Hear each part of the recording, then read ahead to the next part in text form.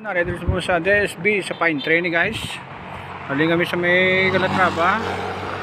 Haling sa may balay so ngayon ginulan lapos kami sa may San Carlos. Lapos kami sa DSB. Ari guys kung gusto niyo maglagaw sa DSB.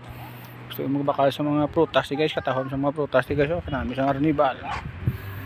Gusto niyo bakaran di ba nga masaging niya tawag. Kay Karimis raw no, Sandia. Baba na guys, lagaw lang mo sa DSB may mga kwanto guys oh.